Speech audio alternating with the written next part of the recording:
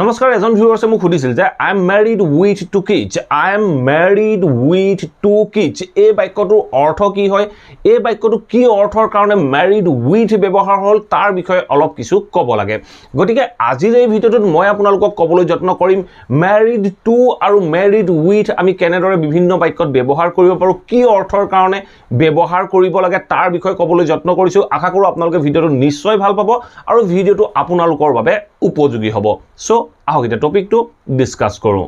এতিয়া কথা হল আমি যেতিয়া বাক্যটোৰ দ্বাৰা ক'বলৈ যাওঁ যে মই আমুকৰ লগত বিয়া পাতিলো বা মই পূজাৰ লগত বিয়া পাতিলো এনে ধৰণে ক'বলৈ যাওঁ যদি আমি বাক্যটোত ক'ব লগা হয় আই এম মেৰিড মই মেৰিড কোৱাৰ পিছত মই কাৰ লগত বিবাহিত তাৰ বিষয়ে ক'বলৈ যাওঁ তেনেকুৱা ক্ষেত্ৰত মেৰিডৰ পিছত আমি সদায় টু প্ৰিপজিশন ব্যৱহাৰ কৰিব লাগে সদায় মনত ৰাখিব যেতিয়া আমি বাক্যটোৰ দ্বাৰা কাৰোবাৰ হৈতে কাৰোবাৰ লগত বিয়া পতা বুলি ক'বলৈ যাওঁ তেনেকুৱা ক্ষেত্ৰত আমি এই টু প্ৰিপজিশন মেৰিডৰ পিছত ব্যৱহাৰ কৰিব লাগে আমি কেনেদৰে ব্যৱহাৰ কৰিব লাগে তাৰ বিষয়ে জানিবলৈ যাওঁতে আপোনালোকৰ বাবে মাত্ৰ 4টা এক্সাম্পল লৈ আহিছো এই 4টা এক্সাম্পল চাওক আপোনালোকৰ বাবে কনসেপ্টখিনি সহজ হৈ পৰিব সো এতিয়া চাও আমি এক্সাম্পল কেইটা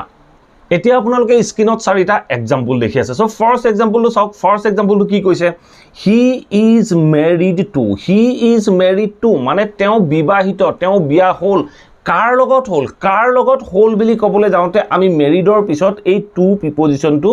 ব্যৱহাৰ কৰিলো আমি ক'লো যে হি ইজ মেৰিড টু তেওঁ বিবাহিত কাৰ লগত বিবাহিত মেৰিড টু পূজা তেওঁ পূজাৰ লগত বিবাহিত তেওঁ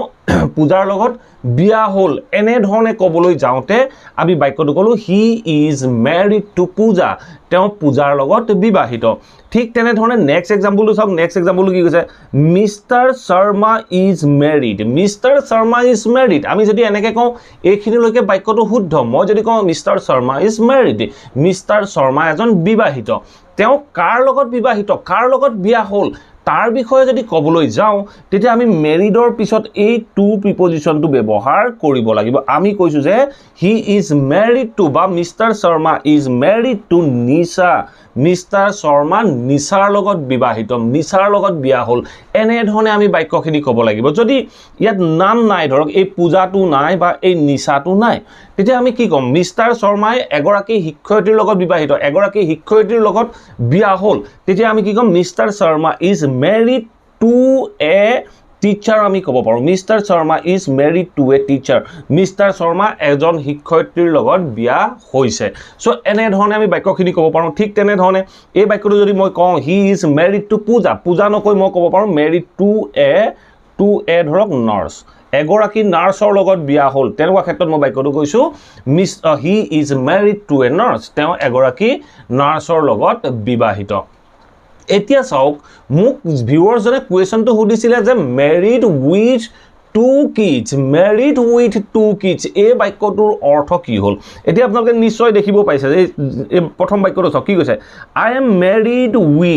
মেৰিড উইথ মানে মই বিবাহিত আই এম মেৰিড উইথ তাৰপিছত কি কৈছে চাওক মেৰিড উইথ চিলড্ৰেন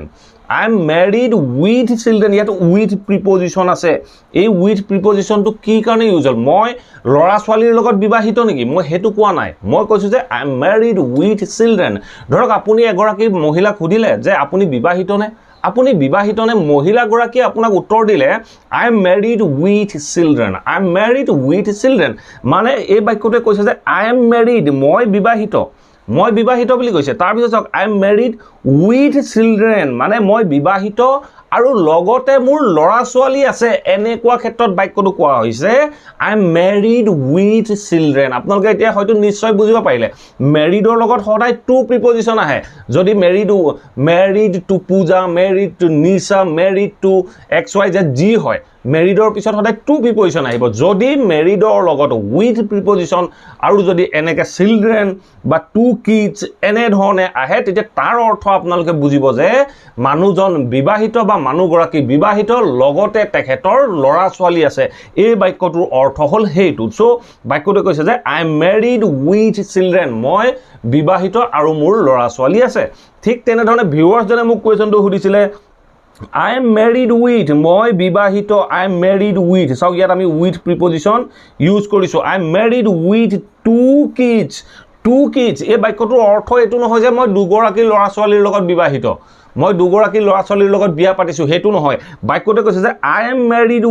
married মই বিবাহিত I am married মই বিবাহিত with two kids দুগৰাকী ল'ৰা ছোৱালীৰ হৈতে নহয় মই বিবাহিত আৰু মোৰ দুগৰাকী ল'ৰা ছোৱালী আছে দুগৰাকী মই দুজন সৰু ল'ৰা ছোৱালী আছে তেনেকুৱা ক্ষেত্ৰত মই বাক্যটো কৈছো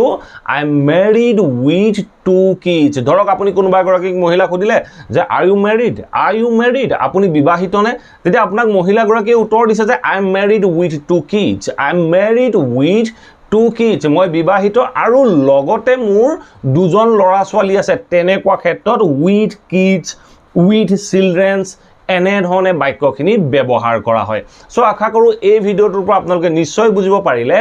married with two kids ৰ অৰ্থ কি যদি ভিডিওটো ভাল পালে যদি ভিডিওটো আপোনালোকৰ বাবে উপযোগী হ'ল ভিডিওটো লাইক কৰি সকলো ছাত্ৰ ছাত্ৰীৰ মাজত ভিডিওটো শ্বেয়াৰ কৰি যাবলৈ নাপাহৰিব thank you for watching this video